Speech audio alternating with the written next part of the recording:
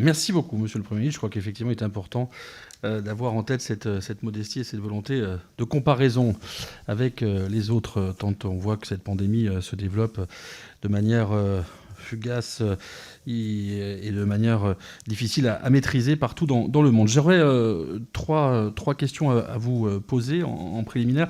Vous étiez, il n'y a pas très longtemps, au CHU de Saint-Étienne, dans un département qui m'est cher, à la rencontre des soignants pour les accompagner, les écouter. Ils vous ont demandé de continuer le travail que vous réalisez s'agissant du confinement, qui jusqu'alors est une solution, pour ne pas dire la solution, qui nous permet de maîtriser le nombre de contaminations et par là même d'hospitalisations. Mais c'est vrai qu'il est difficile, et on le voit, de gérer cette fameuse ligne de crête entre la dimension sanitaire et économique. Et une difficulté donc majeure que nous avait d'ailleurs rappelé votre prédécesseur. Comment justement avez-vous anticipé, et en particulier depuis le mois de juillet, mois de septembre, comment avez-vous anticipé l'évolution du virus et comment avez-vous réagi face à l'augmentation des contaminations que nous avons pu voir arriver dans cette période de fin août, début septembre. Deuxième question. Nous avons pu voir, nous pouvons voir actuellement qu'il y a manifestement un ralentissement des contaminations, un ralentissement des hospitalisations.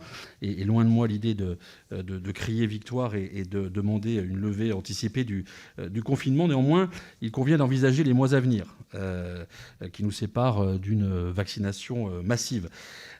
Nous avons pu constater qu'il était parfois difficile d'envisager des plans préétablis, à tel point que si nous avions, et Édouard Philippe d'ailleurs nous le rappelait, si nous avions suivi le plan pandémie de A à Z, nous aurions probablement beaucoup moins testé que ce que nous avons réalisé. Pour autant, il convient d'avoir une trame, et je crois que vous avez annoncé et travaillé à une trame pour les mois à venir.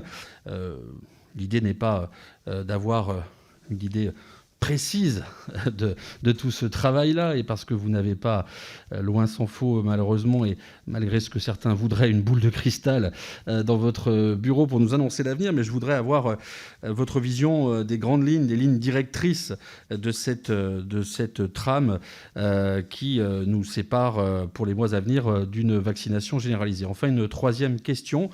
Nous avons pu souvent entendre la problématique qui a été soulevée, dont certains parlaient, comme quoi ils avaient ressenti une difficulté dans l'annonce des prises de décision au niveau du couple préfet-maire, au niveau de la gestion de crise par les ARS, le rôle également avec les préfectures. Nous avons pu, à l'inverse, voir aujourd'hui une annonce dans une région qui m'est chère également, de dépistage massif, mais de manière assez, semble-t-il, décorrélé du travail avec les ARS, la CPAM, l'habitude de tracing et de solutions pour les patients. Mais au-delà de ça, je voulais justement avoir votre ressenti par rapport, votre regard par rapport à ce travail justement conjoint avec les ARS, les préfets, les élus locaux durant les mois de crise. Et puis, quel est votre bilan sur cet effort justement, puisque je parlais de dépistage massif, cet effort de dépistage massif que nous réalisons depuis maintenant plusieurs mois avec justement l'aide des ARS, des CPAM et de toutes les instances représentatives. Je vous remercie.